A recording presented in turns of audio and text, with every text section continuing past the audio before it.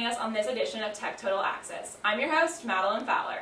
The 9th-ranked women's soccer team beat Duke 4-2 Sunday in Durham. The Hokies took on an early 4-0 lead and never looked back, with goals from freshman Anissa Dadka and Caroline Kearns, sophomore Layla Gray, and junior Muriel Tiernan. The 4 goals scored by the Hokies are the most against an ACC opponent since October 23rd of last season, when Tech won 5-0 at Syracuse. The team has 2 more away games at Wake Forest and Clemson respectively before heading back to Blacksburg for their next home game against Miami on October 17th. So what do y'all think about the win over Duke? Obviously, this was a huge win for them. They went out and scored 4 goals unanswered to start the game and ended up winning 4-2. Yeah, it's a little disconcerting to see them give up those 2 goals there in the final 10 minutes. You want to finish out strong, but still, overall, just a great performance. Like you mentioned, a 4-0 lead and a great win against a ranked team in Duke. Yeah, I think this is really important to kind of keep them going. They're 9th in the nation right now. They're on a roll, and they had 9 shots on goal for an offense. That's incredible.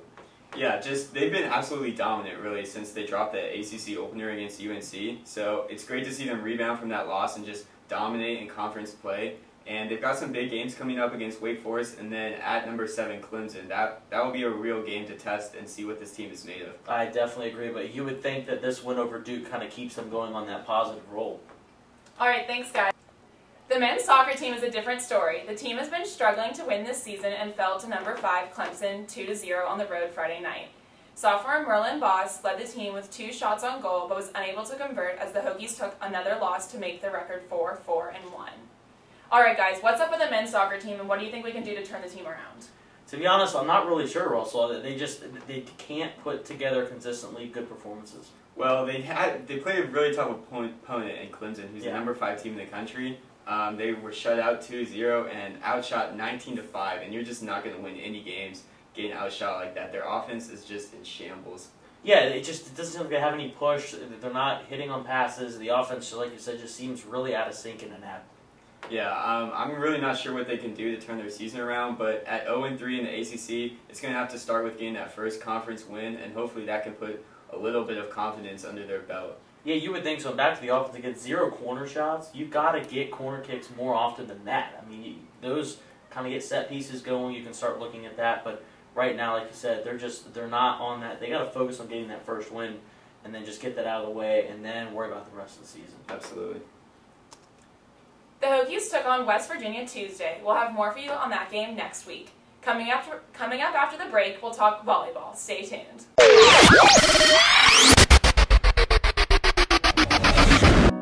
They said a bottle was just a bottle.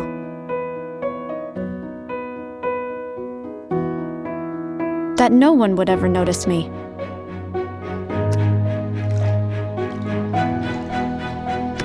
But I knew I could be more. That one day, I would make people smile.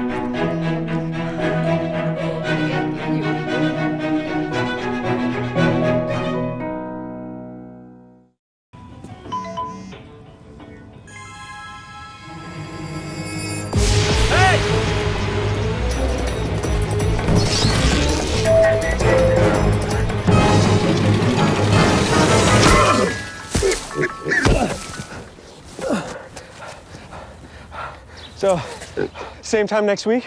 Well, of course. Put away a few bucks, feel like $1 million. For free tips to help you save, go to Feed the Pig. The volleyball team dominated Pitt last week, taking the match in only 4 sets. Reporter Mary Desmond has more on the game. I'm Mary Desmond here on Carillion Court at Castle Coliseum, where the Virginia Tech Hokies just triumphed over the Pittsburgh Panthers. It was an intense 4-set match, which let the Hokies beat the Panthers 3-1. We really just said, look within ourselves and don't let it happen again. You know, let's be the same team every set. Let's come out with the same fire. In the second game, that wavered, and then we came back in the third and fourth. And same. Fierce plays by Amanda McKenzie and Lindsay Owens led the team through the match. It took a rough loss of the second set to get the Hokies in a more powerful mindset. Because we all kind of work together, where if someone's down, we all come in a huddle, and we help each other. It's not just one certain person that helps me out. It's pretty much everyone. After a very close third set, the Hokies came out in the fourth. It was a struggle at first, seeing as they were behind several points. I think we are a tough team. We're very competitive, and these kids have a tremendous amount of heart. And Amanda is just unbelievable when it comes to her desire to win. And so she tries to do so much, and she does so much for us that it's hard to not play hard when you're around her and she's in that mode. So they really bring a lot to the table. So I think we're doing well, and I'm looking forward to the rest of the year. But strong teamwork with the expertise of Owens and McKenzie allowed the team to triumph. This is Mary Desmond, VTTV 33. The team then traveled to Charlottesville Saturday to battle the Cavaliers. The Hokies came out strong in the first set, winning 25-21, but couldn't keep up with the Wahoos and ultimately fell in 4 sets, 3-1. The game consisted of 31 ties and 15 lead changes. All right, guys, what do y'all think about those 2 games? Honestly, that great win the first time against Pittsburgh, and then a loss to your in-state rival, Carolina. Yeah, it's great to get that win here at home, but then traveling on the road to UVA and then losing, it's just it's hard to see from a team that is so loaded with talent, such inconsistent play. 1 minute they're looking great, and then the next they're losing sets that you think they should have a chance to win. Yeah, I thought that they were controlling that game against Virginia. They won that first set, and then they come out and lose the next 3, and they look like they just struggled to get anything going on offense. I mean, their kill percentage less than 25% in those last 3 sets.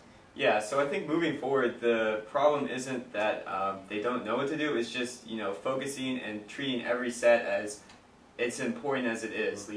Making sure you execute and everyone does their job and just play well down the stretch. Yeah, you definitely can't take a set off, especially in the ACC, and now they're 2-2.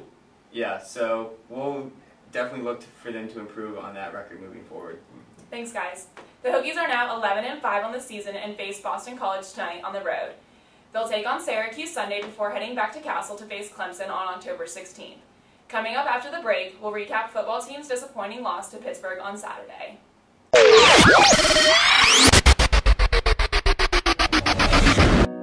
They said a bottle was just a bottle.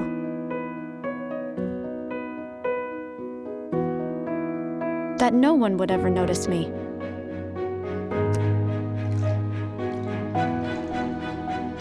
But I knew I could be more. That one day, I would make people smile.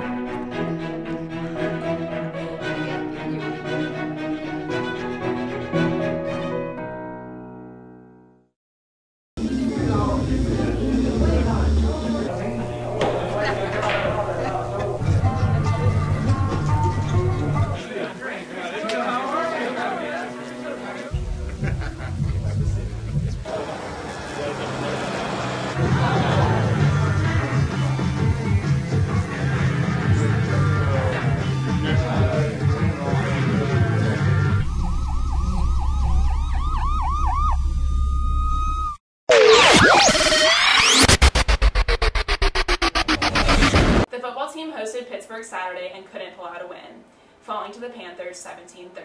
Reporter Izzy Post has more on the game.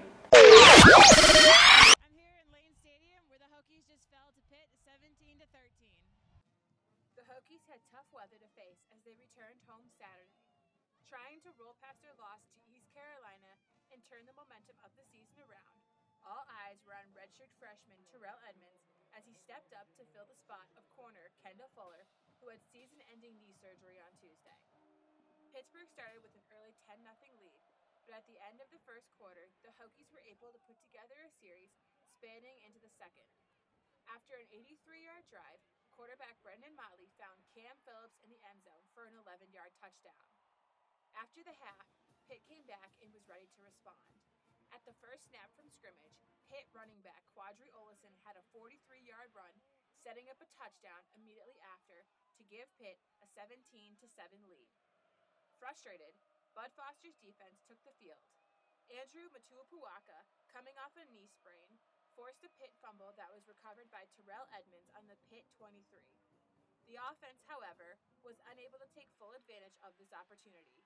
Joey Sly posted a 43-yard field goal, making the score 17-10.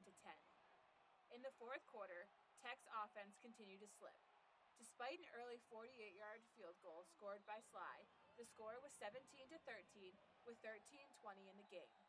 Motley threw 2 interceptions and took 3 sacks in the fourth quarter alone. Despite decent play on special teams, including a downed punt at the 2-yard line by Donovan Riley and a blocked field goal by Ronnie Van Dyke, Tech only posted 100 yards of offense, the worst offensive game since the first of the Beamer era. Equal frustration was shown post-game by players and coaches alike. We got to block them, and we got to do a better job of that. It's lapses. It's not consistent play. It's not what we normally have around here. Like I said, we're not staying where we are. We'll look at it. So we're not staying where we are right now. Where we are right now is not good enough. It was simple. You didn't run the ball well. You got your quarterback hit, and then the next thing you know, your quarterback's not making great decisions. Anytime that you have a failure of the offense, it's a unit. It's not one position. It's not one guy. It comes back down to guys executing their position, and we practice that play. We're just not good enough right now. I mean, it's a lot better than what we're showcasing right now. So, at the end of the day, execution. Very frustrated. We just had a game plan and we didn't execute. Execution goes back to last week. We had chances to make plays, third downs, assignments. Just got to execute and do our job. All we can do is give our effort, know our assignments, and then the coaches will put us where we need to be, and then it's our job to go out and do that. The Hokies have a short week ahead as they prepare to face NC State on Friday. Reporting for VTTV, I'm Izzy Post. All right, so what did y'all think about that terrible loss to Pitt? Man, that was a really, really tough game to watch, guys. Yeah, they only finished with 9 yards on the ground. And, we're lucky to even be close in this game because you were not going to win any game with single-digit rushing yards. It was just awful. Yeah, I mean, Trevon McMillan led the team with 14 rushing yards. Motley was sacked 7 times. The offense just really looked terrible, even though they gave everybody life after that blocked field goal late in the fourth quarter. And you knew in the back of your mind that they just didn't have a chance to win. Yeah, and some of these problems can be blamed on the offensive line, but really Motley just doesn't command any power when he stands in the pocket. He looks downfield, and if he doesn't see something within the first 2 seconds, then his options are pretty limited because he's just getting sacked. Yeah, well, and I think he needs to be decisive. If you're going to run with the football and scramble and get outside the pocket, then do it. Don't just sit there in the pocket and keep looking for receivers. Motley has to understand that his plus is his athleticism. That's what he does well. And if he's going to take advantage of that, then he needs to make these decisions quickly in the pocket, because too often you saw them hold on to the ball for 3 or 4 seconds, and you can't expect an already porous offensive line to block for that long. Yeah, and then on the defensive side of the ball, we're coming off this game against ECU where James Summers just ran wild all over us. And then going in against Pitt, both their quarterbacks had success running the ball. I don't think we have any game plan for stopping a quarterback who can run. Yeah, Chad Voidick was the backup. We saw him run roughshod all over Tech in the first half, and then Nate Peterman, the starter, he started running all over us. So, I mean, it was just a bad, we've seen them struggle with scrambling quarterbacks all the time. I'm starting to wonder if Bud Foster, if that's his Achilles heel, and if that's always going to be his Achilles heel, because it seemed like he just can't figure it out. Yeah, obviously losing Kendall Fuller for the season really, really hurts the team because he's that lockdown corner who can just shut out the best wide receiver and let the rest of the defense really be aggressive and blitz and attack. But so without him, it's tough. But all in all, the defense played fairly well. It really comes down to the offense managing only 100 yards of total offense, and that's just abysmal. Yeah, this was the second worst game on offense in the Frank Beamer era. The worst game was Frank Beamer's first game at Tech in 1987. Yeah, so looking forward, I mean, there is a positive in the fact that Michael Brewer might play, but I think the problems extend beyond the quarterback, and we really need to get the running game going and kind of see who can emerge from this running back committee as our go-to runner. I definitely agree. Michael Brewer is probably not going to play. He's doubtful right now, although they say it's going to be a game-time decision. I'd be very surprised if he does play. But I'll tell you what, if I see one more jet sweep with Trevon McMillan, Because that seems like that's all they use him for. It's just, here, we're going to hand it off to you, and he got stuffed 5 or 6 times on that one play. Well, it's because they haven't shown any success trying to run the ball between the tackles with this porous offensive line. You know, Trey is that big physical back, and even he can't muster over 10 yards on the ground.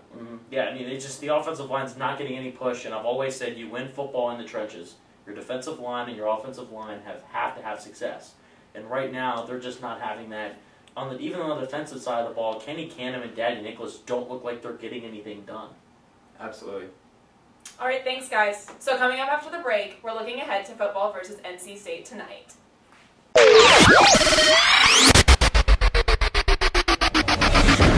They said a bottle was just a bottle.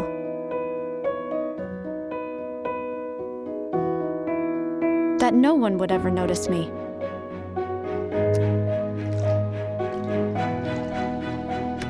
But I knew I could be more. That one day, I would make people smile.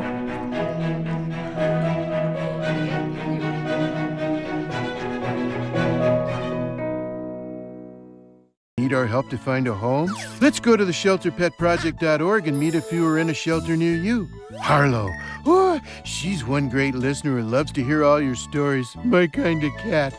Cerulo is a sweet, goofy boy who's eager to please. Sounds just like another dog I know. So go to theshelterpetproject.org, search your local shelters and rescues, and go for a cuddle with your next best friend. Adopt.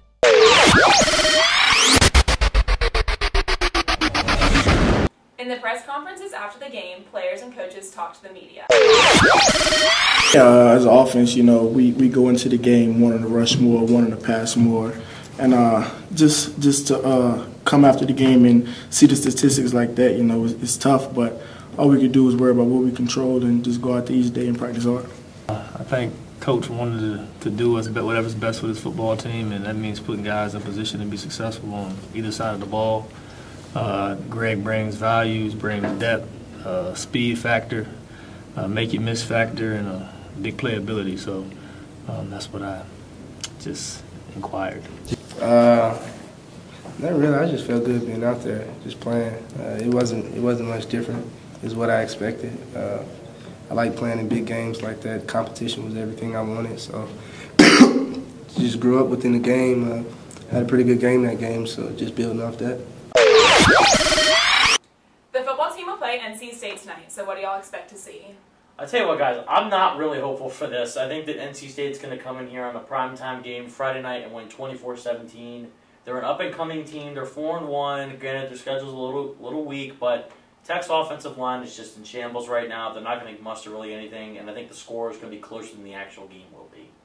Well, yeah, like you said, NC State is coming in. They're pretty good on the season, 4-1, although they are 0-1 the ACC just like we are. But, you know, guys, I still have faith in this Tech team. No. I think J.C. Coleman will get it going on the ground and turn our rushing game around and kind of get back to his ways of late last season. I'm predicting Tech will win 16-7. Wow. I'm predicting NC State win 24-10, and that's because just with the game time decision on Brewer, I don't think we're going to have a lot of good offense this game. Players and coaches aren't the only ones who have opinions about the NC State game. Reporter Izzy Post went to downtown Blacksburg to ask students how they think the Hokies will play. I'm here in downtown Blacksburg talking to Virginia Tech students about last Saturday's Pitt football game and what they expect coming up this Friday against NC State.